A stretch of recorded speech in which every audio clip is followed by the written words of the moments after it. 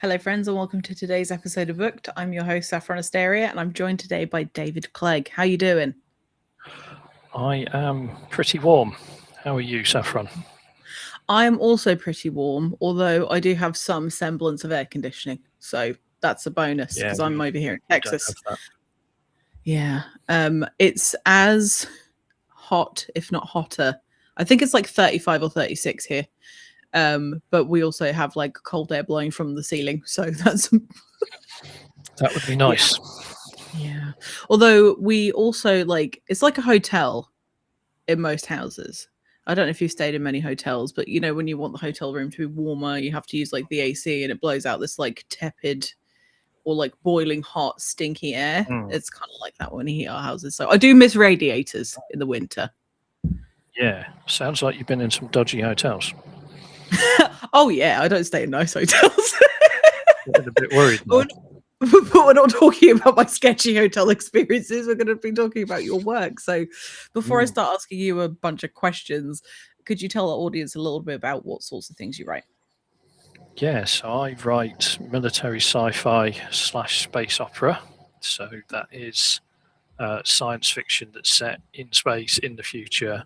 It's not Blade Runner or that sort of stuff running around on Earth. It's the far future with spaceships, interstellar travel, and a bit of melodrama and outlandish characters, which is where the opera bit comes in. The best description I ever heard for space opera was a soap opera in space, and it kind of is like that. Larger than life characters, wild situations, and lots of explosions. Amazing. I do love a fictional explosion. Real ones scare me. Fictional ones, yeah, I find that they're pretty cool. Yes. Before I ask you the first question that I have for you, we are joined by two people so far. So we have Tyler Kirk, who has joined us on Twitter. I will never call it the other thing. And we also have Sebastian Carlisle. Thank you so much for joining us. Welcome. So I did warn you that I was going to ask you this before, but I'm going to, hopefully you've had a chance to think of the answer. When you were a kid, what did you want to be when you grew up? So the first thing that I wanted to do when I was a tiny little lad before I went to school was demolitions. I wanted to smash buildings up with the crane, with the big board on it. Yeah. And that is a very, very typical young lad thing to think about. And then after that, it was paleontology. And I did think about that quite seriously for a while. But there's no money in it. So I didn't carry on with that. And that was, so that were they the two main things, or did it evolve into something else? Yeah, after that, I was quite interested in graphic design for a while, and I did graphics at secondary school. It's one of my GCSE subjects, and then I went into art and design for a qualification called a GNVQ that doesn't exist anymore. But it was equivalent to 2 A-levels at A to C if you passed it. Which I did. And that would have led me to a degree in fine art, which would have been a waste of time and money for the career that I've then had since then. So now as a writer, I know you also do day job, but in terms of your creative side of stuff, now as a writer, do you feel that you're able to play around with those loves for the arts in a way that you actually enjoy, or do you think you would like to explore more, I don't want to say physical art, but writing is a form of art, and we also have our pictures and stuff. But thank you. I was like, there's a word and I don't know what it is. You're looking for visual arts, yes. Please. Having done art at school, I gained quite a bit of understanding of the rules of art and how it's constructed and why the rules are what they are and the art history that underpins that. So that was focused on visual arts, primarily painting.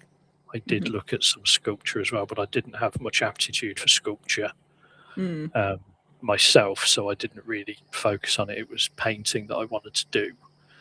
And learning about that, it's transferable to other kinds of art because the rules are different, but the reason the rules are there is the and how the rules were devised is largely the same. And then, like any other art form, once you understand the rules, you can bend them and break them and mess around with them. And you end up with work like the famous writers like Stephen King, who knows all the rules and breaks them all regularly. And he can do it successfully. It's a hard lesson for new writers. The rules exist and they're there for a reason. And everybody thinks they don't apply to them. And they do. They really, really do. Yeah. I do remember a discussion with, I think, a mutual acquaintance of ours on Twitter, which I also refused to rename for obvious reasons. I'm just trying to think what the guy's name is. He's the Londoner that does the comic books. You know who I mean, don't you? And you can't think of his name either. Let's see if I can look it up real quick. It's not Six Doom Lit. I don't know if he's from London. That's not him. No. Not him. Yeah, if you can find him. Spectro HQ, that's the guy. He does the ghost hunting thing. Do you not know him? I thought you would. I may well do, but I don't audibly. I can't place how it's written. I bet if I saw it written down, I'd be like, oh yeah.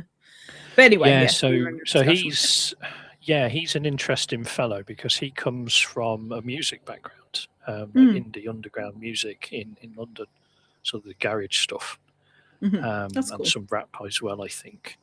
And he's sort of applying lessons from that to writing.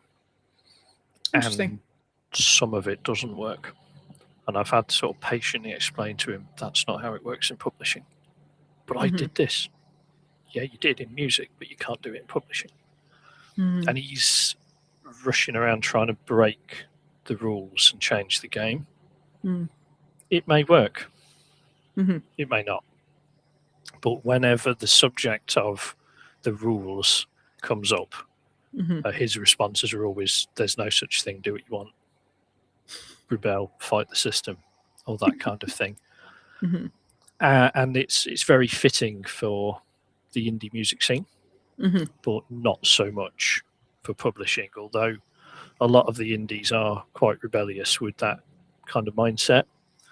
But you can't do the same things because the industry doesn't work the same way. And if you try it, it just won't work. Excuse me. I find it's helpful if I can breathe when I'm trying to talk. Yes, that is a key factor in being able to communicate. It's useful. It's useful, yes. And sometimes moisture is needed as well. Yes, yeah, I think I do agree with you that you can take different and more make more risky choices in something like music and visual art. But yeah, there is this expectation from readers to receive a certain level of product unless you specifically seek out the rule breaking off the wall type stuff, and it is harder to fit it into that expectation. I mean, I don't necessarily believe that it is right for everybody to write in the same type of structure or the same point of view choice or whatever. But yeah, there are some things that when I first started writing, I was like, I'm going to write this how I want. And then getting feedback from people, they're like, yeah, but I wanted something else. And I thought, no, I thought I was trying to be clever. And in fact, I was being too convoluted and not really getting the point across. Yeah, it's classic for new writers to do that, to overreach. And we've all done it. And we've all got those projects saved on a hard drive somewhere that are utter disasters. And they'll never see the light of day except at gunpoint. I've got the first few chapters of an epic fantasy squirreled away somewhere. I'm not sure if I could even recover those now, because that might be 2 or 3 PCs ago. But that was early 20s, just finished reading Game of Thrones. and it was wicked, so I'm going to do something similar. And it wasn't terrible, but I had a lot of growing up to do. So, yeah, but that's all fed into what I've done now, and the stuff that's out in the world has all developed from those experiences, which you have to have whatever point you start, whether you're very young or you're not very young. You have those experiences, you learn, you develop as an artist if you're able to listen to the feedback and grow. Not everybody can, and that goes badly.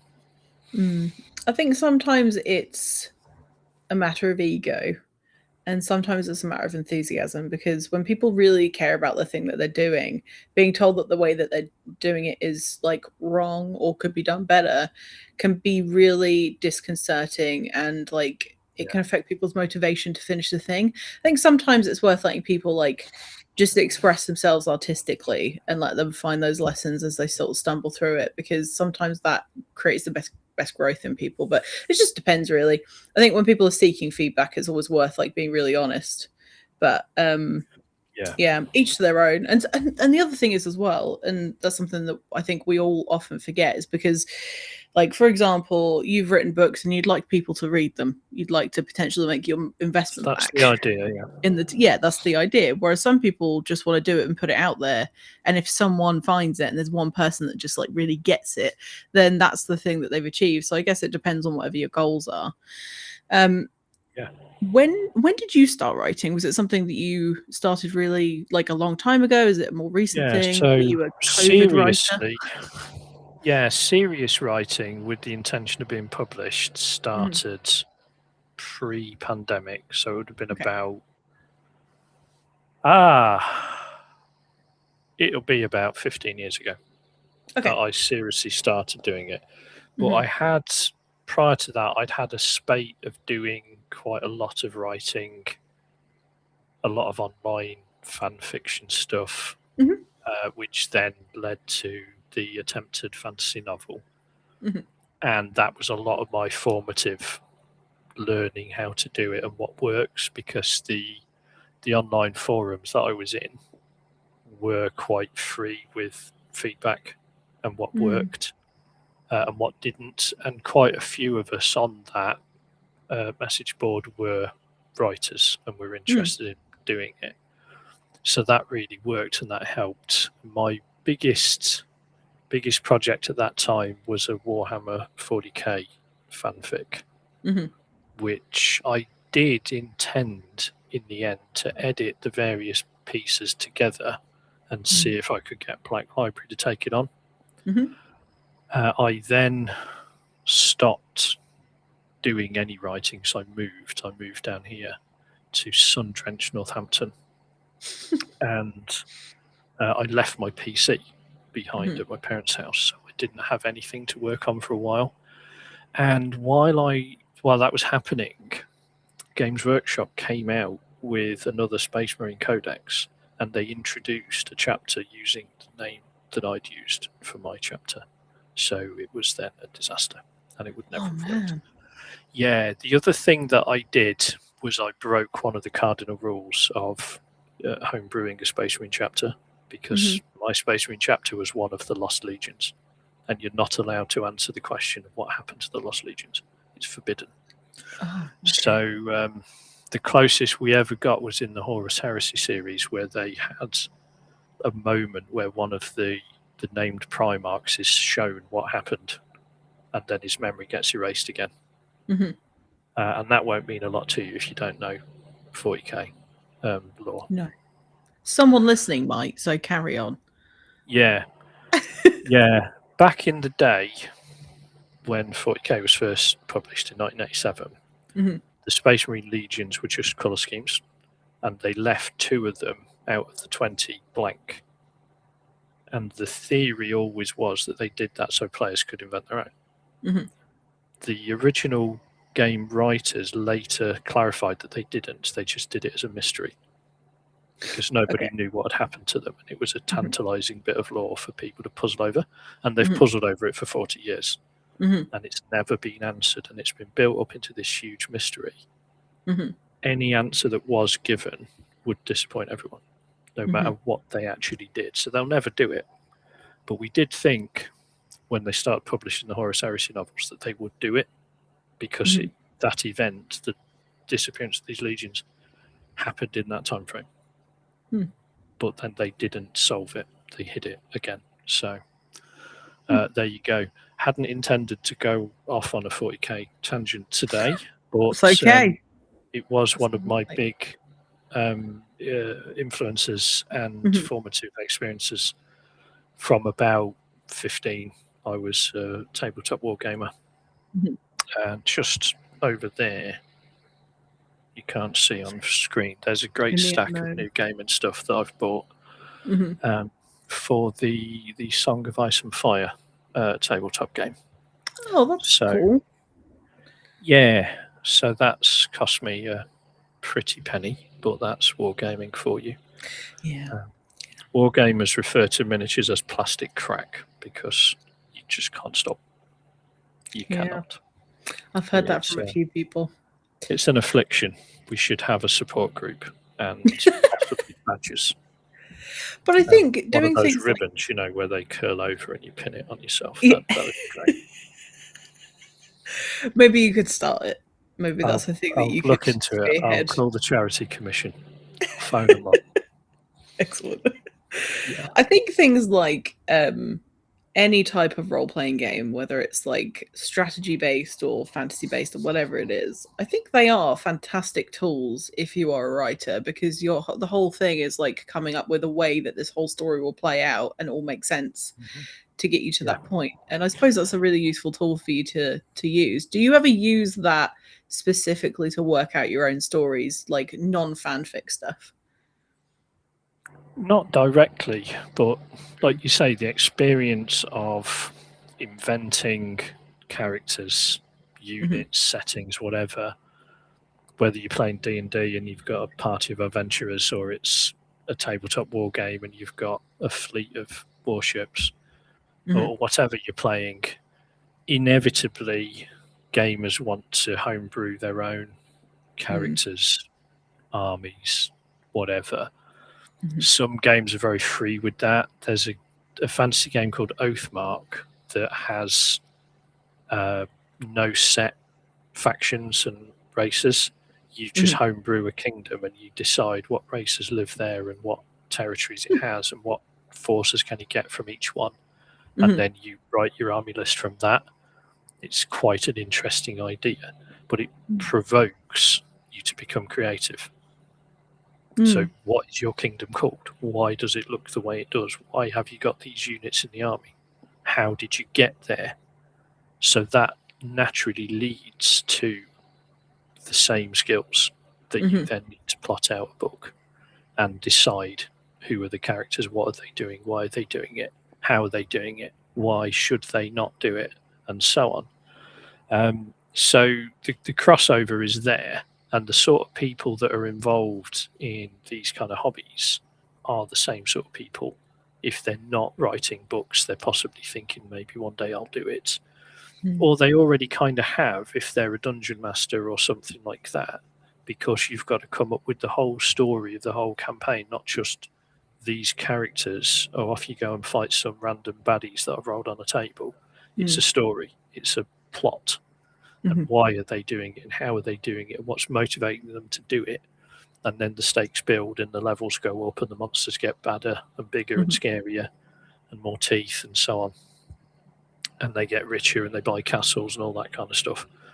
So how do you get there? You're telling that story. And that's really what the game's about. You sit in a group and tell the story to each other. And you add to it and make it up as you go along. And the DM's ripping his hair out because they've gone off on a tangent and he didn't like that bit yet.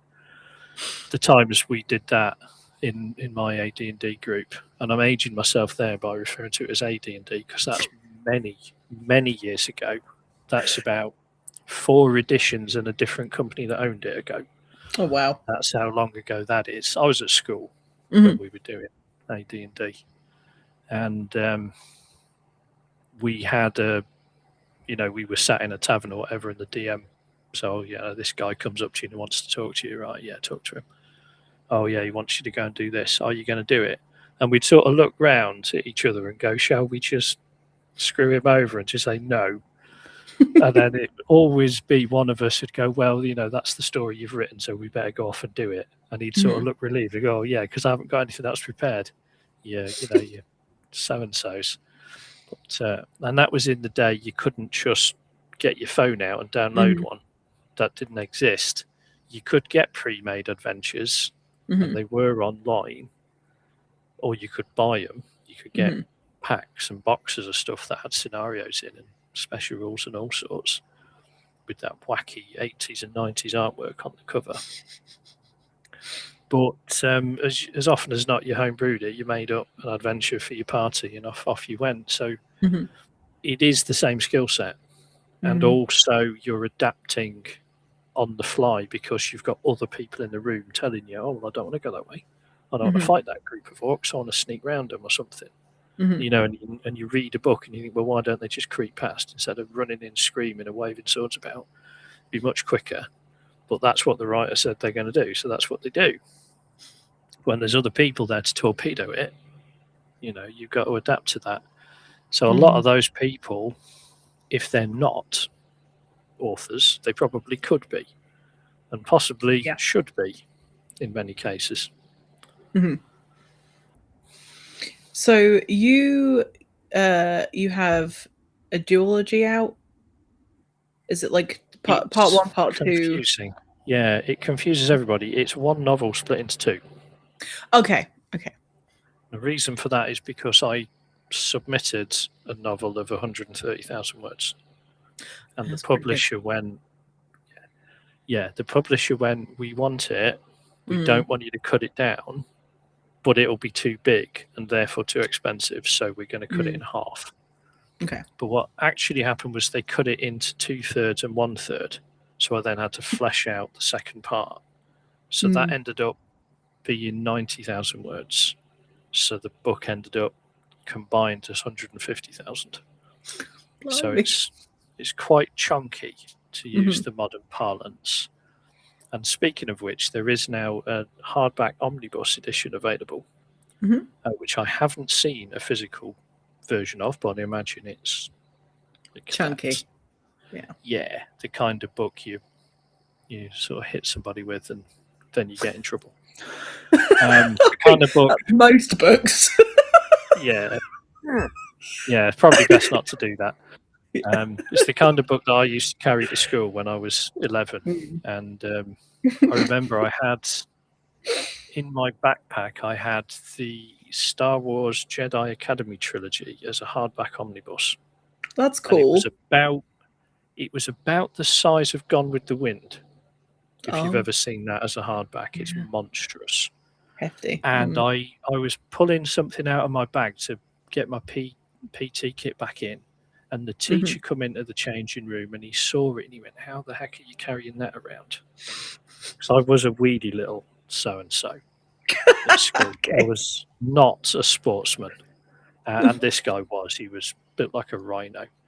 And he looked at that boy like, how the hell are you carrying that around? So, well, it's not that bad. It was pretty bad. But this was before Kindles and e-readers and stuff. They didn't exist. So, we had to, you wanted a book to read at lunch and be away from all the people screaming and hollering, you had to take it with you. And it was a chunk of paper. And for whatever reason, my mother had bought this big omnibus rather than the 3 paperbacks. It might have been cheaper. It might have been what was available and the paperbacks she couldn't get for whatever reason.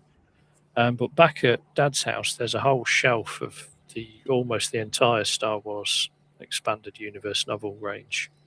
We stopped reading into the new Jedi Order about the 3rd book into that. I think she'd stopped buying them for some reason. And so we just stopped, and I still to this day haven't read past that one. And then Disney bought it and decanonized everything, and now it's irrelevant anyway. Although I'll say to you, as I say to anybody, most of those writers are light years ahead of the guys that Disney have got working for them. light years. I mean, some of those people are best-selling sci-fi megastars. I mean, Timothy Zahn wrote one of the trilogies, and he's up there with the biggest names in the industry. And they paid him, and he did it. And then Disney scrapped it. Really? Make it make sense. Yeah, the Jedi Academy was Kevin J. Anderson. And he's a big name. I mean, he did some of the Dune follow-ons. Oh, really? With Brian Herbert. And Michael A. Stackpole wrote some of them. He's quite big in the IP sphere where he works in other people's worlds. He did a lot of the Battletech novel series as well. They're the best ones as well, to be fair, Stackpoles. So yeah, they had some absolutely stellar writers. They had some turkeys as well, to be fair, but most of them were very, very good. Much like most workplaces, you got your gems and you got your waste of oxygen. Kidding, that's mean. Yeah, there's a few of those about. So I was going to ask you about your publishing journey, but I'm going to wait because I have another question that I wanted to ask you that I'd forgotten I'd written down. But I saw somewhere that you were once a chef. I have been a chef. And I was also once a chef, and I was curious about what sort of chefing you did. I worked in, how would you describe it? It wasn't haute cuisine. I wasn't London or anything like that. It was provincial sort of chain companies.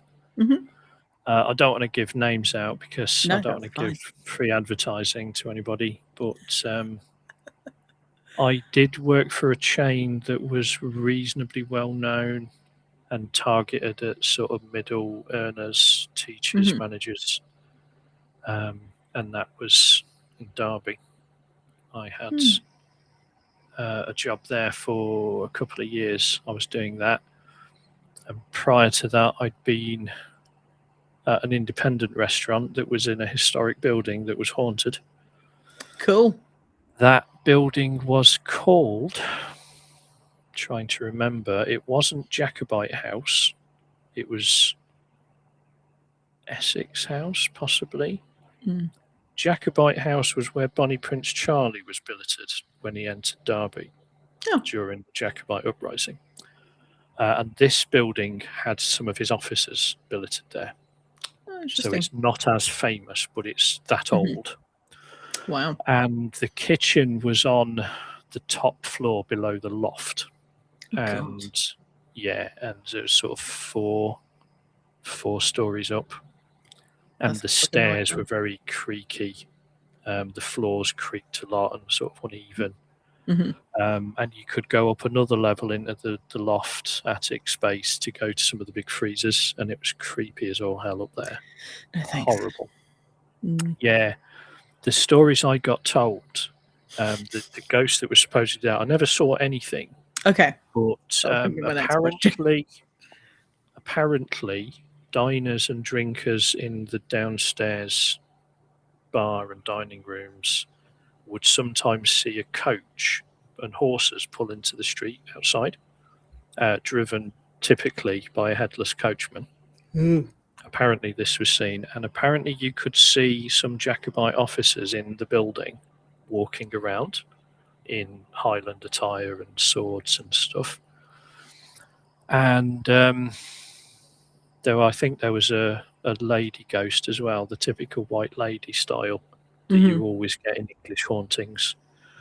And I never saw anything, but I did hear creaks and sounds from the building that when you look around, there was nobody there. We did have a phone intercom type system to get down to the bar, and that would ring randomly and you'd pick it up, there'd be nobody there. That was always fun, and that was always at night, of course. And some of the other guys said they'd heard footsteps coming up and downstairs, and they stick their head out the kitchen, there's nobody there. So quite creepy. Incidentally, you may never not have heard this, but Derby is the most haunted city in England. No way. Indeed, more Couldn't have reported guessed. ghost sightings than anywhere in England, and second only to Edinburgh in the whole UK. That's wild. I never would have guessed Derby if someone asked me. Yes, it's haunted like crazy. You wouldn't believe. Oh. I've been on the Derby Ghost Walk twice. I do recommend the tour to anybody that visits the city. You can see an Anglo-Saxon skull in the bar in a pub called Jorrocks, Really? which is a medieval building. Mm-hmm. Apparently, it was found in the cellar when they were doing some renovations many decades ago. And in the Ghost Walk tours, they used to pass it round the tourists until they had a medium on one of the tour groups, and she told them not to do it because they were giving it energy. So it now sits in a box behind the bar. There's all kinds of things go on in Jorrocks, apparently. If you are in a party with any lady drinkers, they won't serve you a pint glass, no matter how you demand it, because every time a lady picks up a pint of beer, the glass shattered in her hand. That's crazy. To the point that the pub landlord went to the brewery and they got specially made glasses with a wall about half an inch thick. You could throw them at the floor and they just bounced. They were indestructible. And these glasses would smash into smithereens in the girls' hands. That's So crazy. you're only ever allowed to buy a half pint of beer if you are a lady in Jorrocks pub. And to protect you, not because of anything else. Well, I agree with this statement. It's probably going to be an inspiration for me because I like writing horror. So hey, like give me a call. I know all the stories. Absolutely. Back home. Fantastic. Yeah, shocking place. It goes back to the Romans, you know. Oh, really? There's a Roman settlement just outside the city called Davencio. There was a museum there for a while and then it's closed. And then the other side of the city, there's an area called Chester Green, which, like anywhere with the word Chester in it, was a Roman fort. And you can go and see the earth banks. There's nothing else there, of course, because it was built of wood. But the Romans were there for a while. And then Derby was one of the 5 fortified cities of the Viking Danelaw, and is only one of only 2 cities in England that retains its Danish name, which of course is Derby. Descends from the Danish word Dioraby, which meant deer by the river. The other one, of course, is York. So the city's coat of arms to this day features a white deer, a white hart, reclining in a field of grass. And that was the symbol given to it by the Vikings when they sailed up the Derwent in the longships looking for somewhere to pitch up. They saw this thick forest and they saw all these deer running around. They went, this will be a great place to live. They jumped ashore and they built the first Viking settlement there. The Anglo-Saxons have been there for centuries, of course, but the Vikings didn't care about them. Not at all. And Derby was very important in the Anglo-Saxon kingdom of Mercia as well. My old parish church, St. Werburgh's Church in Spondon, is very large and impressive for a village. And that's because one of the Anglo-Saxon kings used to stop there on their way to somewhere more important. And they'd stop there in the night and they, of course, wanted their religious devotions. So they gave money to build this impressive church. The modern church is partially Norman. The Saxon structure's gone. But it does have the remains of a Celtic churchyard cross, which is now just the stone upright. But the site is extremely old. So my name's on the rolls there because the vicar came down here to bless my wedding. We did a thing that has never been done before. So my in-laws live in a cemetery lodge. So it's like the gatekeeper's house. And of course, there's no gatekeeper anymore, but there's private residence. But in the cemetery, there is a chapel. You sometimes get that in cemeteries. And we had that chapel for our blessing. And I asked my old vicar if he would come down and do it. So he phoned the vicar here, the parish of St Mary's, Far Cotton, I believe. And he said, "Can I come and do this?" And the vicar sort of said, "Well, why on earth do you want to?" And he said back, "Well, that's our problem, isn't it? Is it okay to come into your parish and do it?" And they said, "Yeah, fine, do what you like." And the vicar, as part of preparing for that, did a check in the church records and found that no one had ever used it for that purpose before. Oh, wow. So that's then entered into the parish records here and the parish records in Derby. And that will then be kept in the National Archives after a period of however many decades they archive the records, and they're then kept forever. Wow. Like your birth certificates and things, they're always there. Future generations will be able to see that. That's really cool. It's quite a claim to fame. Yeah. For church people, anyway. Well, absolutely. And Holmes, hello, Ellen Holmes. Well, thank you for being here. I forgot how to talk temporarily. I don't know why. I just sort of skipped over the stuff that makes sense and went straight to gibberish. But yes, you are absolutely a wealth of knowledge. And I get this feeling that you are a bit of a history buff, and you clearly have like quite a good memory for stuff like that. So you you have published military sci-fi, but have you sort of dabbled in like the historical fantasy type stuff? Is that something you would do? Yeah, so the fantasy novel that I mentioned, the aborted attempt, was classic medieval fantasy, knights, castles, etc. And I do intend to go back to that. The question I've got in my head is, do I go back to that, or do I use one of the other settings that I've come up with? The way I do it is I start with the world building, and then I think of a story to tell in that world. So the Knights and Castles setting, I've done quite a bit of the world building for it, and I've got a very rough outline of where the story would go, sort of who some of the characters are and what it would be about. As I mentioned, it was heavily inspired by the Game of Thrones Ice and Fire series, but also things like Raymond E. Feist with the massive saga that he's written. I haven't read everything he's put out in recent years, but I've got through all the Rift War and the series after that. So I've read a lot of medieval classic fantasy. I couldn't even name all the writers that I've read. I tried to when I set up on Goodreads. And if you look at my profile, there's 500 plus books on there that I can remember that I've read. A lot of it is fantasy because my mother, was a big reader. She was a big history buff, and she was a big fantasy and sci-fi fan, which is where I got it all from. Yeah.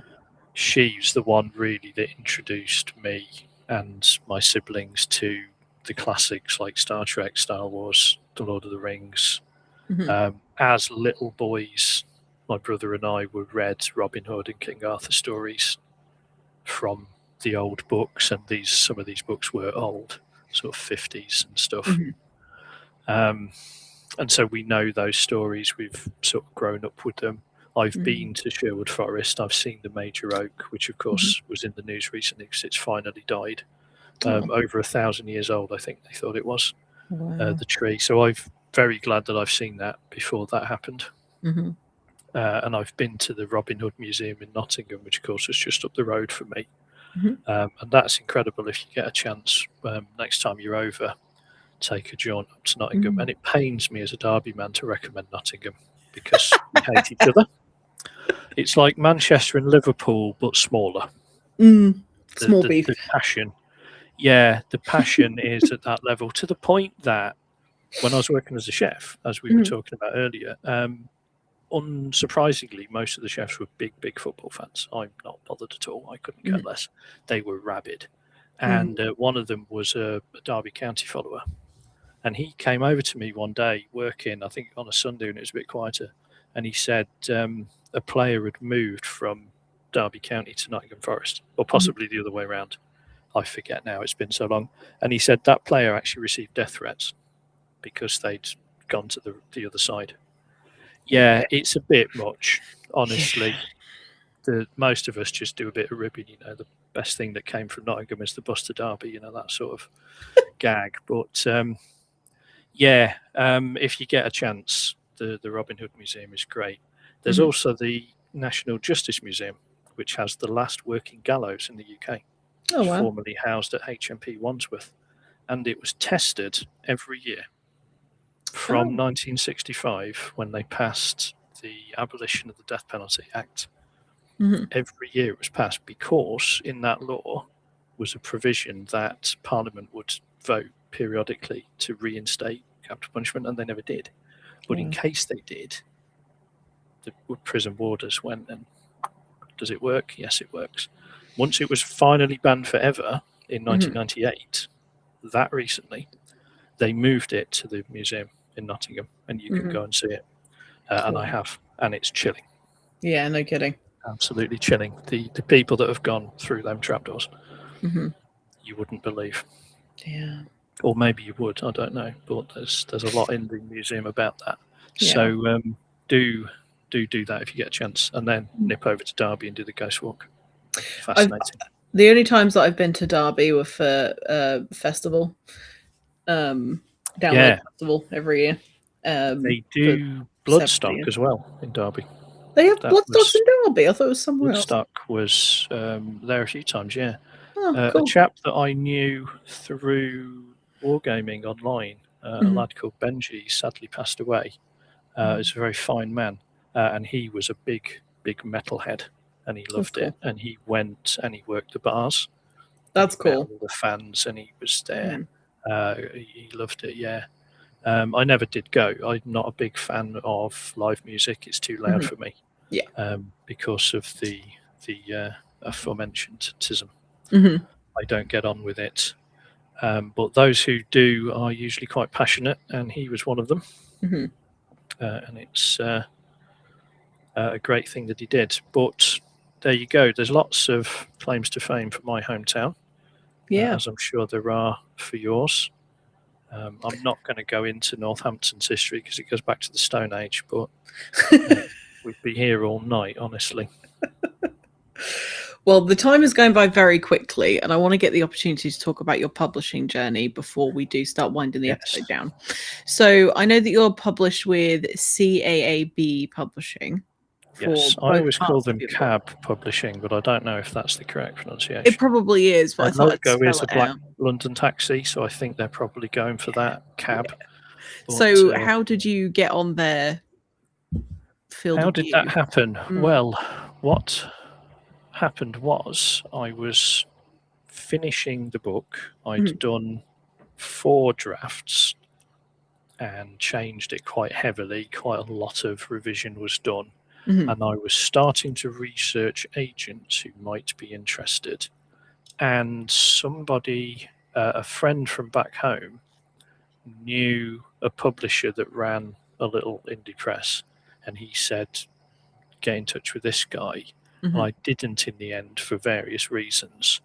But while that was going on, somebody in one of the Facebook groups recommended CAB Publishing and said, give them a try. And so I emailed them my first ever query letter, emailed them and carried on researching agents. They said at the time their response rate was something like 6 weeks. I got a reply within 2 asking for the full manuscript.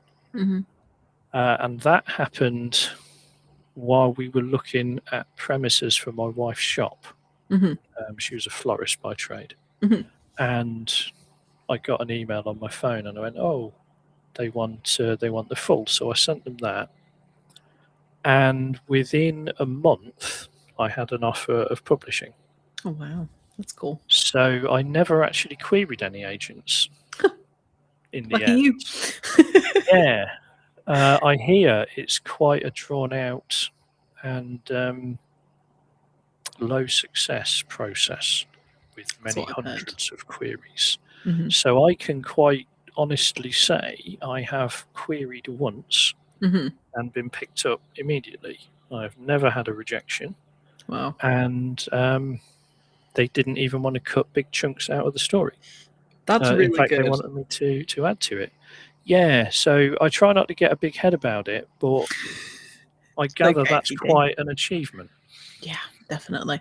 I feel like that's one of those things that just such a small percentage of people get to have the opportunity to say. And even, I mean, I've spoken to hundreds of authors doing this show now, and those who have queried, like, hardly any of them get it on the first try. And sometimes it's luck, sometimes it's like, you know, you just pick the right people to look at your work, Yeah, because there's so much that goes into it, and there are so many, like, especially the indie presses. Some of yeah. them will take like any genre, and some are like really Some specific. And specialised, yeah. yeah. Yeah, cab publishing is quite open. Hmm. They don't specialise in anything, although possibly anthologies is the most thing that they do. Hmm. They regularly run anthology contests, especially for young writers, Hmm. to That's get cool. published. Yeah, I share them usually on my socials Hmm. to help them and get people involved. But they're not restricted by genre. The only things they won't do is really extreme, like horror and Hmm. violence and that kind of stuff. I mean, they wouldn't publish Game of Thrones, Hmm. for instance, Yeah. because of the level of violence that's in there. I think mine was probably borderline as how far they'd go, Yeah. because I don't mind getting dark. Yeah. And if you read my stuff, you know there's bodies flying into space. It's pretty harsh. Yeah. The way I mean, it's war, Hmm. and war is hell, as we know. So I think that I was probably on the extreme, and I did contact them actually before I submitted and said, I've got these themes in there. Hmm. Are you interested? And they said, send it and we'll have a look. Hmm. So I did, and it worked out happily. But I think quietly to myself, I think I pushed them possibly a little bit on that stance. But Hmm. I mean, you can see why they take that stance. They don't want to, Hmm. get that reputation. And there's publishers for that stuff, and it's fine. But they want to be sort of family friendly, I think, and Hmm. a lot of younger writers. One of their series, a fantasy series, is written by a young girl. I say young, I don't know how old she is now, but I think she was sort of 10 when it started. Wow. So quite young. Yeah, you see it occasionally, like Hmm. the Aragon, that series. I think, was he 16? Was That he? author, something like that, Oh when the wow, first one I didn't came know that. out. Mm. I keep meaning to read it. I've got them on my Kindle. I've not read them yet. I've seen the film and I didn't hate it. A lot of people hated it. I didn't mind. Hmm. But I am one of those people that's picky with adaptations. Like, I haven't watched Game of Thrones because I've read them. Yeah. And then I see the clips. And I probably shouldn't say, but the costumes especially, it's the worst sort of Hollywood fantasy.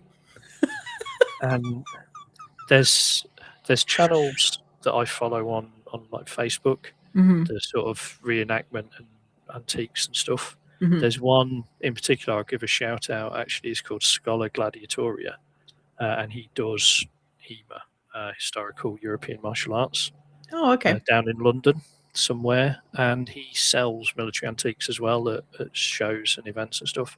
He's quite serious in that world. They Hmm. consult him on film projects. Hmm. And he puts up posts with things like Vikings on TV, where they've always got those leather bands around Hmm. their wrists. It's completely ahistorical. They didn't exist at all. Hmm. But Hollywood thinks you expect to see it. Yeah, And so the they other have to one, fulfill that. yeah, the other one I was saying was the pointless burning things that are in scenes. Like, if you Mm. watch the really old Helen of Troy with Rufus Sewell as Agamemnon, Okay. steals the show, like every film he's in. Fantastic actor. Um, they have scenes where they're inside the palace in Troy, Hmm. and they've got like lamps burning, Hmm. hanging from the walls, and then just dotted around the floor there are sort of iron braziers with burning coals in them, and they're not just glowing like they're heating the room; they're Hmm. on fire. So it's like they're a source of light, but they don't actually do anything. Just the flame's too weak. Hmm. But they just dot them around, and you see it in film after film, this exact thing. And the other thing that really bugs us is the medieval filter. So you watch a film,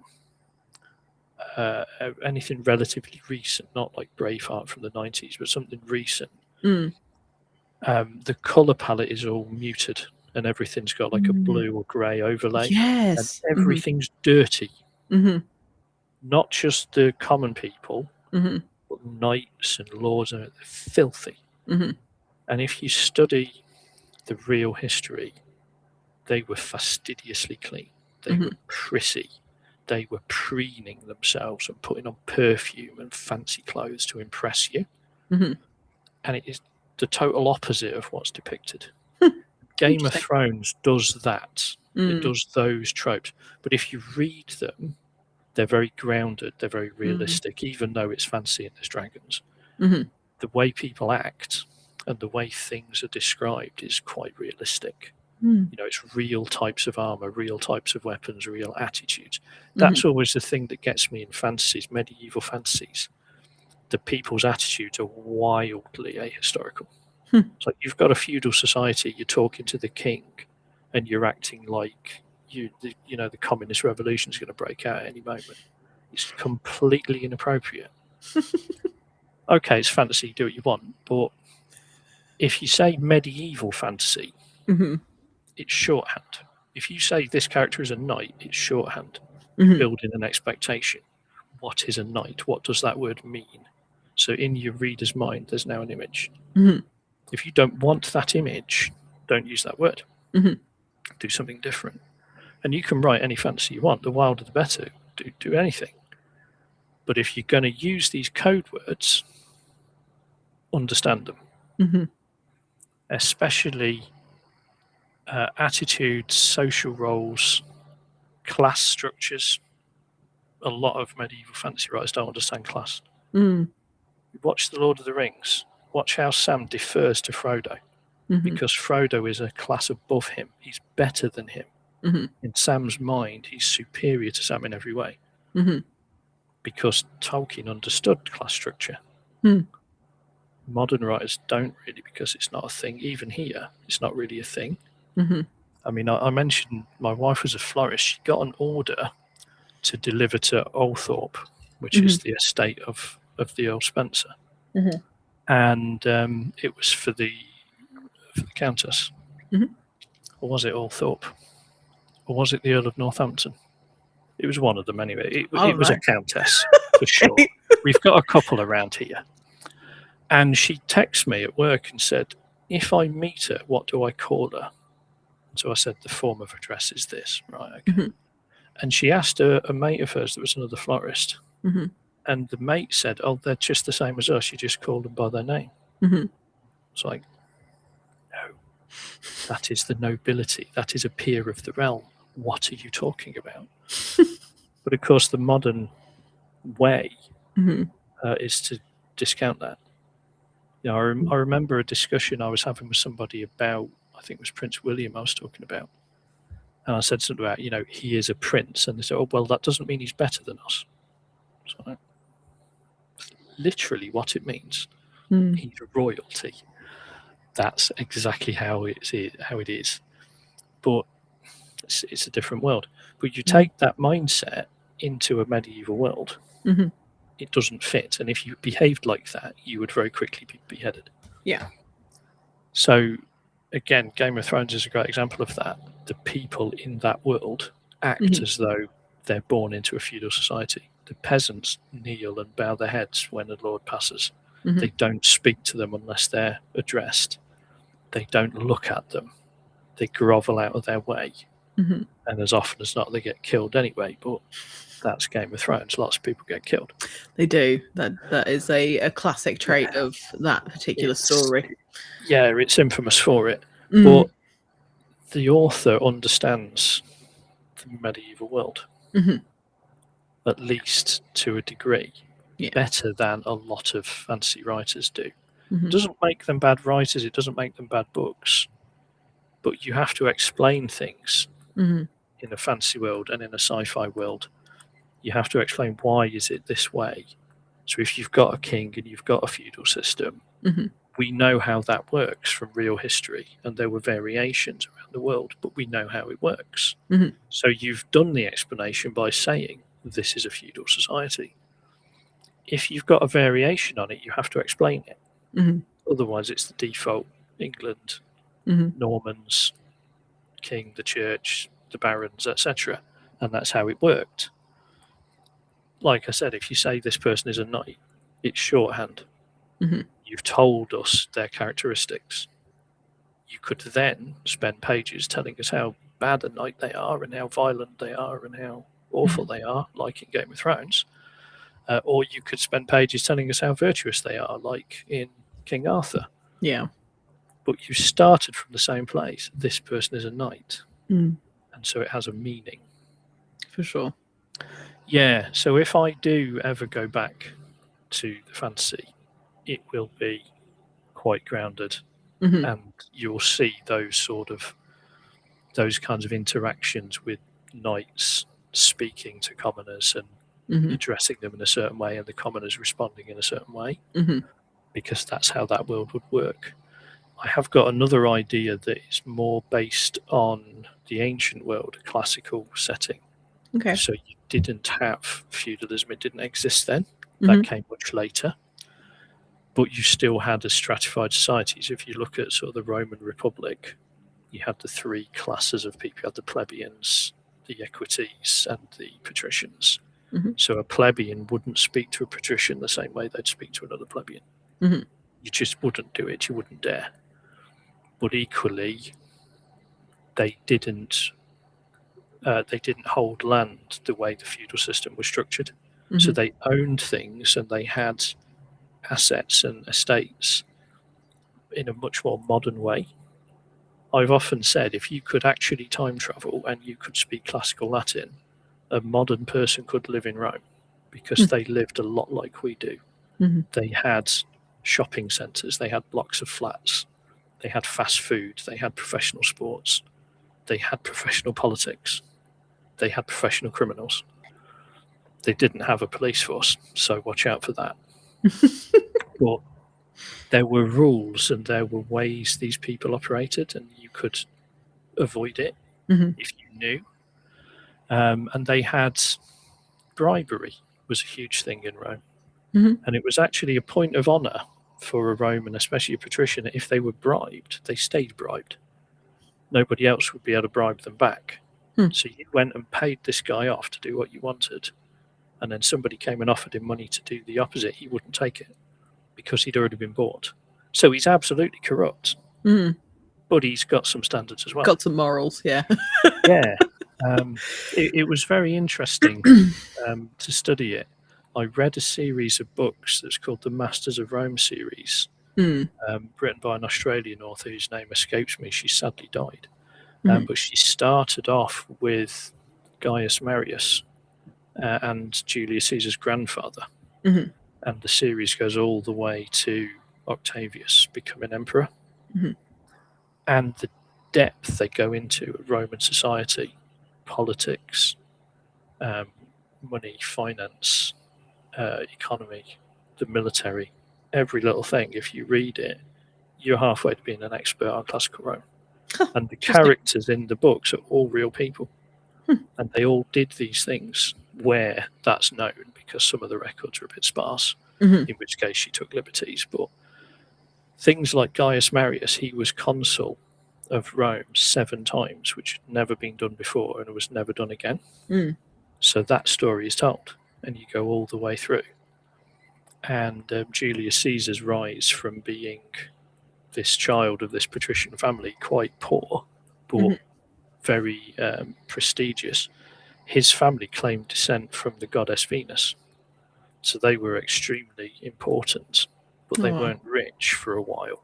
And he essentially was a genius, and he rose through Roman society off the back of his understanding of how everything worked and how he could see through things, get people to do what he wanted. So he's a master politician and he was a tactical genius. So he had all the tools to win in Roman society. And so he rose all the way to become the dictator. And then he upset too many people, so they did him in. Mm. And then his adopted son went off and became emperor. So the story is absolutely fascinating and honestly more interesting than anything Hollywood's come up with for a long time. Honestly, when they make a film about one of these characters and then they change everything, it's like, mate, you don't need to write anything. Just get the history book and read it. The stories are fantastic. I mean, you look at Mark Antony and Cleopatra, which is hilarious because affair. This guy is called Mark Antony, and that's a fantastic name. Should be very, very proud. And if your surname was Anthony, you're naming your son Mark, aren't you? You're gonna do it every single time, for sure. But you look at their affair, and it's more passionate than even Richard Burton and what was her name? Taylor. Helena Bonham Carter. That would have been disturbing, given how old Richard Burton would have been. Who am I thinking of? I'm not sure. Tim Burton. Tim Burton, yeah. Yeah, so Richard Burton was the guy with the fantastic voice. Not Tim Burton. Not Tim Burton, the guy behind Edward Scissorhands. Quite different, although both in Hollywood. No, Richard Burton. Great actor. Fantastic actor, in fact. One of the greats. And him and his wife, they split several times and came back together and split, and they fought physically. It was an absolutely torrid affair. And then you look at Antony and Cleopatra, and it was more intense. You know, you couldn't make up a story like that. And you could, if you made a film with those two as the leads, you wouldn't need to embellish a single word of the plot, and you'd have a great romantic epic. And you'd have the backdrop of the Roman Civil War, Egypt, sweeping locations. Fantastic. Think of the money they'd spend. My God. Yeah. But you wouldn't need to embellish a single word because it was all there. Wow. The stories that are just there in history for the taking. And then they make a historical film and then they monkey around with it because they've got to. Yeah, I think it, as you correctly identified earlier, is just that expectation that people have, and if you're presented with something that's unfamiliar, even if it's historically accurate, then people are going to be like, "That's not what they're supposed to be like." But yeah, I didn't think I was going to be able to learn so much about history today, and yet that is kind of my thing. Yeah, I can tell. In meetings at work, we go off on tangents with historical info. And Saffron will give you all of my contact details. It's all there. Message me anytime. I don't mind. Excellent. Tell you about knights, Romans, Vikings, Egyptians, any of that stuff. A bit of the samurai, a little bit of that Eastern stuff. Not the biggest expert over there. Mostly Europe. I'll tell you about black powder and Napoleonic Wars as well. There you go. So a lot of my childhood, teenage reading like that was Sharp. So Bernard Cornwell definitely gets a shout out as one of my biggest influences in terms of style. Awesome. Not in content, of course, he doesn't write science fiction, but in terms of the style, and especially my action combat scenes, very inspired by how he writes. The level of detail that I put in is inspired by Cornwell's stuff. So you will. I'm a little bit infamous actually for characters feeling recoil on rifles going into their shoulders. That's straight out of Cornwell. He remarks on the recoil a lot with the black powder firearms, but the sort of detail that doesn't shy away from the effects of advanced weapons, not just a musket. But things that are a little bit more advanced than that, the damage that it does, I don't shy away from it. So parental guidance, if anybody's reading at a young age. I think my youngest reader was 13 and she was fine. So kids these days, they're tough, I guess. But some of it gets dark. So, young ones I wouldn't recommend. You've been warned. Yeah, it's adult science fiction, Mhm. not adult science fiction. Yeah. But it is for adults Mhm. rather than young adult or middle grade or whatever those things. I Mhm. don't understand what any of that means being British, but Mhm. if you're 18, you'll be fine. But I it's was reading The Shining as a kid. That all just my go straight off. missus was the same Stephen King fan as a kid. Mhm. I did shock a couple of my teachers actually walking around with Dennis Wheatley paperbacks. That gave them a bit of a fright. I'm sure they were fine. The head at my school, a chap called Mr. Walker, he was a big proponent of literacy, Mhm. and he loved that I was reading novels. So I used to sit in the little waiting area outside his office where the naughty kids went before they got pulled in. And Mhm. I'd sit there reading after I'd finished in the canteen. And he asked me what I was looking at one day, and I held out a copy. Mhm. What I was reading, it was Dennis Wheatley's The Satanist, Mhm. with the one with the photo of the church altar with a goat standing on it. Mhm. I don't know if you've ever seen that edition. I think it was yellow, the paper, it was old, it was like from the 60s or something. Mhm. And he sort of looked and he was like, "Whoa, crikey, I shouldn't have asked what you're reading." But yeah, I used to lap that stuff up. I've never read King, actually. I've seen some of the film adaptations and they're so weird. I don't think I'd like it. But Yeah, the books are weirder, I think. yeah, I'm not a huge horror guy. I have dabbled. I've read a lot of Lovecraft. Well, I've read all of Lovecraft, the complete works. And I've read Dennis Wheatley, as I mentioned. I've read a bit of Christopher Pike, so the kids sort of teenage stuff. At my primary school, I don't know if you may be too young to remember this, there was the series called Point Horror. Yeah, that wasn't That was in my view. that would have been the very early 90s. So I left primary school. It would have been 93. So I started secondary school in 1994. And they just started to come out, and they were a massive hit with all the kids. They were all sat there reading this Point Horror.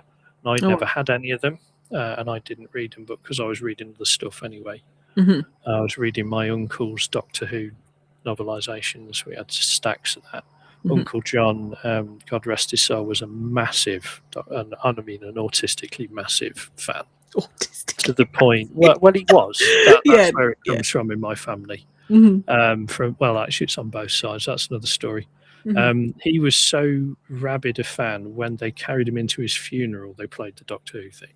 Oh, yeah, that's really cute. Yeah, he was insane for it. And as kids, I was 6 when the last season with what's his name, McCoy, the Seventh Doctor, was on telly, and we did sit and watch it. And the Curse of Fenric fripped the hell out of me. And I mean the hell out of me. I can still remember it now, and I'm 43 now, and I can still feel it clench when I think of that episode. How funny. That was savage. And that was a kids' show, right, in the 80s. They didn't care back then. They just do whatever they wanted to you. And we then got his VHS tapes of the earlier stuff, and we saw all of Doctor Who from 66 when it came out. That's really cool. Right up through.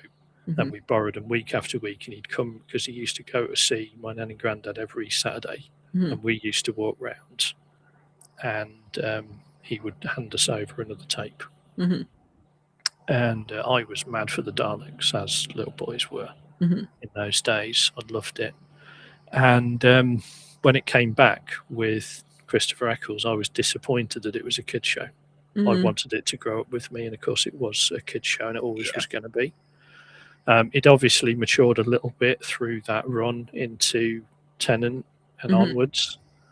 And like I say, I moved down here, and we didn't have. We did have Virgin Media for a while, the cable here, but my wife's not into sci-fi, so she wouldn't watch any of that stuff. Yeah. So it was just, that's not happening no more. I eventually caught up when we got Netflix, because they had Doctor Who up to the end of Capaldi. So I caught all of that when she was out at the shop, I started working from home. So in my lunch breaks, I had the telly, and so I was watching that. And then I watched all of The Mandalorian and all of the Disney Plus shows while she was out. Now, because she's at home all the time, I have to fight to watch anything like that. So I haven't seen all kinds of stuff. I'll tell you how bad it is. I bought a DVD of Red Dawn in November 2024. I still haven't watched it. It's sat on the shelf. Right, and that's the original one with Patrick Swayze in it.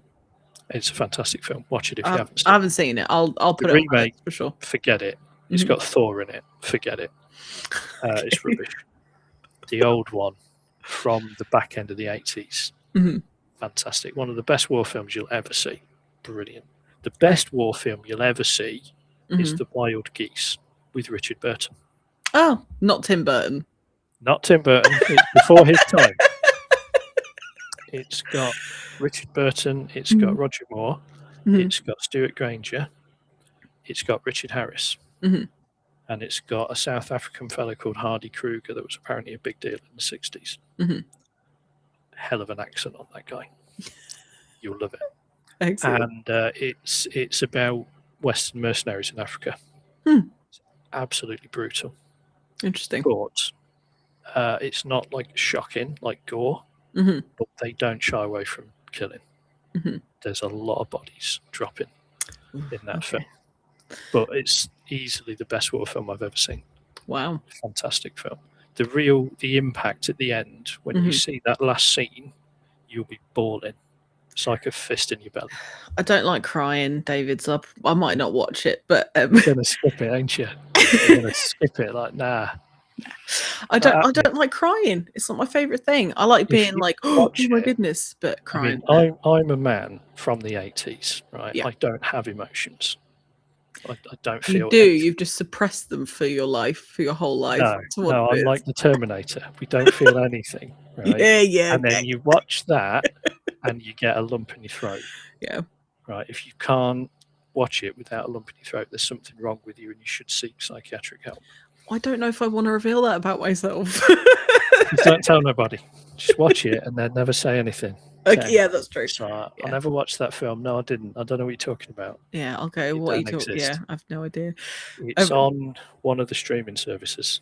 I'm sure I'll be able to find it. I think it's on YouTube actually. You can watch it with the premium one, like not the pirate version. We're not sailing under a Jolly Roger. Okay. Although that is in my books. There's pirates. Excellent. And they're not cute pirates like Johnny Depp. They're nasty pirates. They're not nice. You won't like it. That's fine. Pirates will are supposed to be nice. No, you'll like the book. You won't like the characters. You'll hate on them. That's fine. If you can't make me feel things about your characters, then I don't want to read the thing. You'll feel things. Yeah. I got a message off one of my readers over your way, one of my American readers, and it was something along the lines of, "How dare you make me feel bad for the main villain?" That's a good compliment. How dare you? Yeah, how dare you make me identify with him? I tell you what, if you read that and you ain't got a lump in your throat, I've failed, and I'll tear it up and I'll bin it off. But honestly, his last moment, his last thought on the page, you'll be like, "David, why are you doing this to me?" But that's our job, isn't it, as authors? We got to wreck you. Yeah, absolutely. Wrecked, what's the point? It's not cozy. It's not a nice little, I'll get a blanket and a hot water bottle. I'll have a nice little read. No, you'll feel things. Yeah, not the kind of thing I want to read anyway. This time has gone by incredibly quickly. And I wanted to ask you one last question before we depart for the day. But before I do, if you're interested in reading David's work, I have got a QR code that goes to his website there in the bottom corner. And there's also links below. So I've made it very easy for you. So you should go find it. Definitely should do it right now. For sure. Don't Well, even like, listen to straight the last after. question. Just book it. Yeah, you can come back. Just go to the website now. Catch it on and you replay. can watch Buy the the book replay. now. Exactly.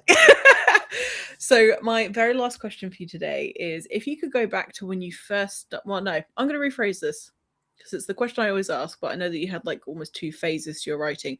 If you could go back to when you started taking writing seriously to with the view of getting it published, if you could give yourself any advice at that point, what advice would you give?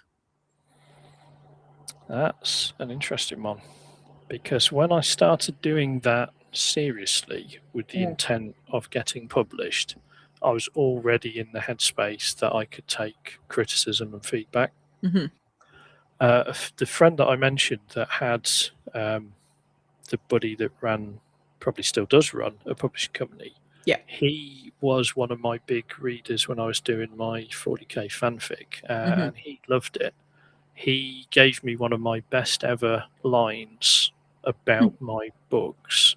He said when he'd finished reading one of my combat scenes, he said it was so intense he could smell the cordite. Now, if I'm getting an olfactory response out of you, I'm doing all right. So I was pretty happy with that. And he gave me quite a bit of the feedback that I had then.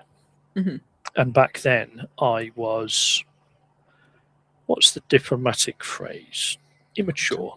Okay. And I wasn't really ready to hear negative feedback. And when I say negative, it was constructive. It was, this could be better.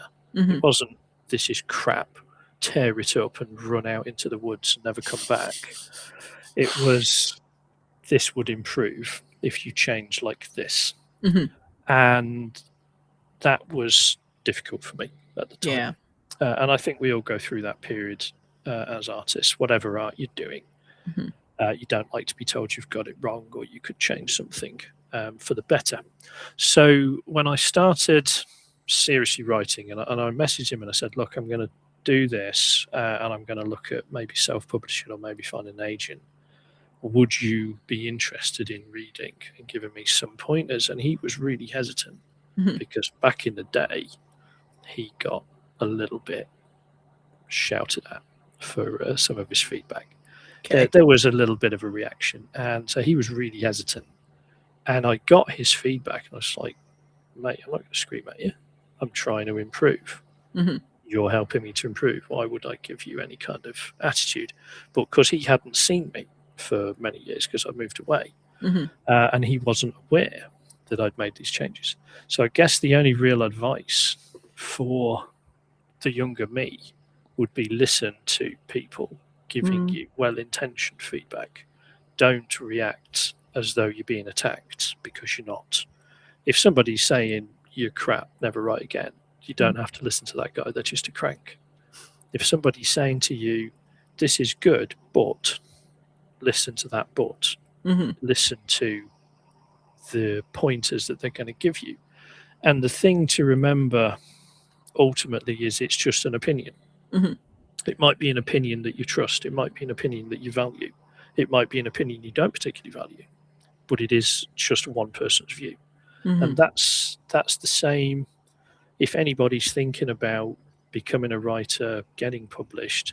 When you get your editor and they give you that feedback, even though that is a professional opinion, it is just an opinion. And if you go to another editor, you'll get a completely different take.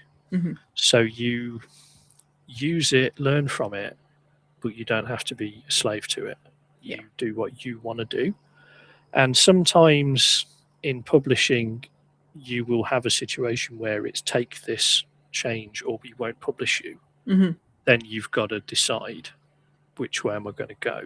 And that's where a lot of indie writers do come in because they don't want to have those kind of restrictions or constraints on what they do. Like the guy I was telling you about earlier on Twitter, they don't want to be, railroaded to get to a certain point. They want to do it their way. And you can now. It's easier than it ever was before. Self-publishing in the past was incredibly expensive, difficult. Very few people did it. Although I'm told one of the really big authors of today started out self-published in that era, and I can't think who it was off the top of my head, but a really big name, like a celebrity author now. Yeah. But who I'm thinking of has completely gone out of my skull. Any road. If you're going to get feedback as a writer, it's up to you what you do with it.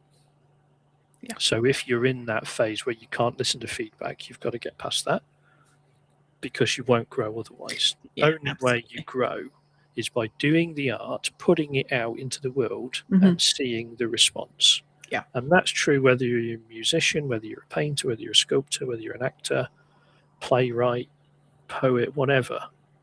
It's all the same. The only way you learn is by trying things and failing, or possibly, hopefully, succeeding, and learning that this thing works, and then you can try other things and you can build on it and change it. And you do get sort of patterns, and you get little flourishes that you like. I mean, I have a bunch of stock phrases that get used over and over, and I've probably got to move away from that a little bit.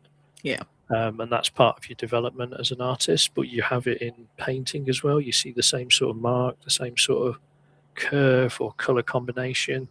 In music, the same, you know, whether it's lyrics or whether it's the melody, the same little riff used song after song becomes even a signature for some of them. And you know, and you develop these things and little tricks and things that you like, and they work for a while, then maybe they stop. But you've got to get into a headspace where you can take feedback. Yeah. And if it's good feedback, it's well-intentioned feedback, even if it says start again, this is a failure, start again from scratch, then you've learned something. What I tried to do here didn't work. Why didn't it work? Okay, now change. So that's the advice I'd give to the younger me. And if I end up in a Robert Heinlein story and I meet my past self or future self, and there's a bootstrap paradox, I love those in sci-fi. Bootstrap paradox, fantastic. Anyway, slight deviation. Then, you know, I'll say to him, listen, change and be like this. But you can't. I very distinctly remember my grandfather, God rest his soul, saying to me when I just started to drink a bit more than perhaps I should as a young man. And he said to me something along, I forget his exact words, but something along the lines of, don't get so drunk, you know, that you're ill. But you will anyway, because you've got to experience it. And I sort of looked at him and said, well, what's the point you're telling me? And he just sort of shrugged. And you know, you have that moment when you look back and you think, that old devil was right. It's a humbling moment. I've had it a few times when I've looked back at what an older man has said to me and I go, do you know what, you're right. And I laughed in your face back in the day. And you're right, ain't you? And I've done it now, you know, when you speak to people, younger people that you know through whatever, and you give them the words of wisdom and they don't listen to you. And 20 years, 30 years, they'll go, hang on, that old git was right. Damn it. And you probably never find out, you never get told that it happened, but you don't forget them little moments either. Yeah. So, yeah, giving advice to a younger writer, is it going to work? Are they going to listen? Will they look back and think he was right? Who's to say? Will you be that old git in for them? I already am. I already am. The missus got me a T-shirt out of, I think it was Primark. It might have been Poundland, actually. She's very fond of Primark, my missus. I don't know if you're visiting, when you come into the UK, you're nipping in the old Primark, but she's very fond of it. Disney pajamas, you know, it's her thing. She loves them. And she got me a T-shirt, and it was like one of the bourbon bottles, you know, with the sort of pattern and the white lettering, and it says something like 100% proof angry old man kind of thing on there. And I'm like, I'm 43. Yeah, I'm not that old. But, you're an old soul. That's all it is. I've been told that a few times. She's got a friend who is a very committed pagan. and firmly believes in reincarnation. And she invited us to a gathering long ago when I was new on the scene, and they spoke to me a bit, and as people that don't know you do, and they didn't speak to me a lot, and that was that. And afterwards, she got me missus to one side, and she said I'd been around a few times, and I was the proverbial old soul, and she'd got that straight away. So, but I was in a work meeting today. I was actually joking because we've got a team member who's 20 years younger than me. She's young enough to be my child. And we were joking about that. And I said, I was never that age. I was born at 36, and they were laughing at me. He's crazy. But if my mum was around and you asked her, I was always old. I was solemn as a child. Although I did amaze a market trader when before I started school, I went into town with mum and my grandparents, and we went to a toy store, and they had the very, very cheap rubbery plastic Chinese made toys, and they had a load of dinosaurs, which of course was my great passion at the time. And I was asking this market trader for particular dinosaurs by species pronounced correctly at age 4. I'm not surprised. Nobody that knows me is. And this woman was sort of like, it was amazing. But you sit on your mum's knee and she reads to you. She was reading to me books about dinosaurs written by paleontologists, PhDs. She had herself. And I made her. There was no, let's read this storybook. Nope. And these books were like, massive hardbacks like this thing. Like, here you go, Ma. And I was sat on her knee. Before I could read, I could pronounce the names of dinosaur species. And it's funny, actually, that I turned out as a writer because I refused, as a little boy, to learn to read.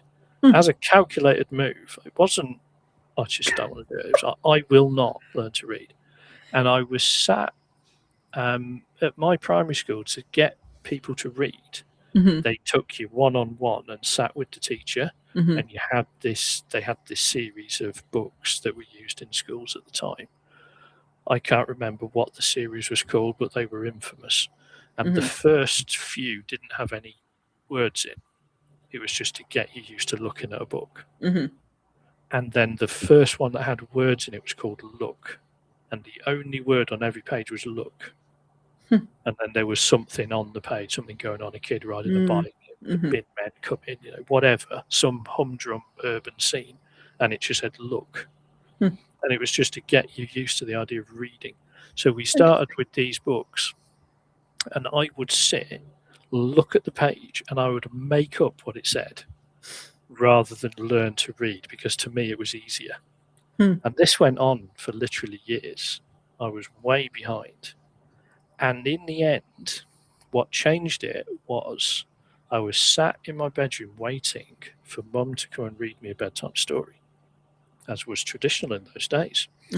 And my dad came in and he said to me, and I can't remember his exact words because I was like 6, but he said to me, if you learn to read, you wouldn't have to wait for your mother. You just read the book yourself. And I sort of waved him away. Yeah. Get lost, old man, sort of thing. I mean, I wasn't that disrespectful, but I was thinking it. And it sort of stuck with me. And then I did. And I now know that's because I has got autism. So I had to be shown this will advance your position. You'll be better off if you do this. Because it seemed like effort and I didn't want to do it. Well, Mum reads to me, I get the story. Why do I need to read it myself? Because then you don't have to wait for her. There you go. Now you're talking my language. So I then did. And of course, then we were all 3 of us were in books forever, constantly, obsessed, basically, from then on. So A big change, really. If my primary school teachers could see me now, I think they would probably be quite amused by that. If they remember me at all, but I'm sure they remember the stroppy boy that made up the page rather than actually learning to read. I imagine so. It's got to stick in your mind, hasn't it? I'm sure if there's any teacher watching, they'll message you and say, yeah, we'd have remembered that kid. I mean, there is every chance that they're watching, but I appreciate that we got your origin story today. That was fantastic. I hope you enjoyed. I did. I feel like I know you better now, and I think that anyone listening to this will have a better idea about, why you do what you do, why you write what you write. But I'm going to be winding the episode down now. We've gone on for some time. It's okay. We got to learn a lot of stuff today. I mean, I know I won't necessarily remember all of it because I feel like you and I have opposite brains and I forget everything that I learn. Message me later, I'll remind you. Thank you. So I just want to say thank you so much for your time today. I appreciate you being on the show and sharing about your life and your art and your work with us. Again, if you're watching this live, thank you for being here. If you're watching the recording, thank you for being here as well. There is a QR code down there and there are links down there if you want to find David's work. Use them now. Yeah, use them now. Do it. But yeah, the ebooks are cheaper than a fancy coffee. Just buy it. Exactly. But on that note, the coffee shop, it'll cost you more than reading 150,000 words of thrilling space opera with pirates and explosions. There you go. Many explosions. Well, so if that doesn't sell it to you, I don't know what to do. But yeah, thank you so much. And it's my great pleasure. Thank you for the invitation. Many years in the coming for this. I think I've been following you since I went onto Twitter. I think that's straight wild. On. That would have been 2021 when the first book came out. So I think I joined in 2024. So it must have been since 2024. Yeah. You must have popped up with all the writing community. Probably. I do that. Hit the follow button. Yeah. You've now joined Threads. I have. Which is the meta version of Twitter. It's actually what Twitter used to be. Yeah, it's like old Twitter. It's a lot better. Yeah. I do find the writing community very supportive. There's very little arguing. You do get it, of course you do. There's not the friction. It's not really polarized where everybody's on a side, politics and stuff. There's not a lot of that. You do see it, but it's not really bad. If you stray out of there and go into the wider world of Threads, you do get a lot of, especially American, US politics. I did have a good laugh, though. I think it was on Twitter years ago. Somebody put a post saying something like, "What do you think of Republicans?" And I replied, "Well, why on earth would you want to abolish the monarchy? What a ridiculous idea." And they laughed like crazy. No, I mean the Americans. Like, mate, I know what you mean, but we're not all American. Yeah. And it means something else in other places. Got a good snigger out of that. But there are such people. There is a pressure group called Republic that wants to abolish the monarchy. And they turn up to events and they wave placards and people laugh at them, I think quite literally, a lot of the time. Okay. But yeah, it is a thing. I can't imagine why you'd want it, but they do. They do. All a bit strange for you, of course, residing in sunny Texas. Yes, but I still sort of half pay attention to other stuff. It's easier for me to bury my head in the sand, to be honest. Yeah. Those were the days, eh? Yeah. And you've got sand in Texas, haven't you?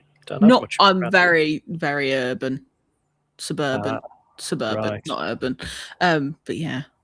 I really only see it on TV. I mean, I've never been to America, but it's not cowboys. It's huge. It's hardly any cowboys. Part of it is. Sure. Not where I live. Not where you live. No, I mean, I did watch do you know the series 911? I know the series, I haven't seen it. There's a offshoot spin-off in, I want to say it's set in Houston. Okay. And I did watch that, and that was very suburban, very modern, but you did have guys walking around in Stetsons. Yeah. Apparently that you still get that. People dress like cowboys, but they're not proper cowboys. They're not actually cowboys, yeah. Yeah, to be fair, my uncle walked around in cowboy boots, and he was a lawyer, and he lived in Derby. Do what you So, want. Free yeah. country. Do what you like. Yeah, I'd do it myself, but the wife said I'm not allowed. I think you should just do it anyway. You should Just after buy this. some cowboy boots. We'll be closing this show down in just a few seconds, but you should go online, get yourself some cowboy boots, and put on a sci-fi film, and put your boots on, and I'm going to do it, and put your feet up on the coffee table with your boots on. Oh dear me, my missus would literally slaughter me. She's Blame part me. Italian, She can't get to me. I'm in Texas. She can't get to you, but she can get to me. You won't see me around here no more. Well, on that cheery note, it was lovely to talk to you. And yes, a great pleasure. Thank you very much. I'll see you later. You'll see me online, asking me lots of questions about ghost tours. I'll be like, what's this about? Horror themes. Yeah. Okay. Yeah, I'll hook you up. Please do. It's all good. See you later. All right. Take care. You Cheers. too. Bye now.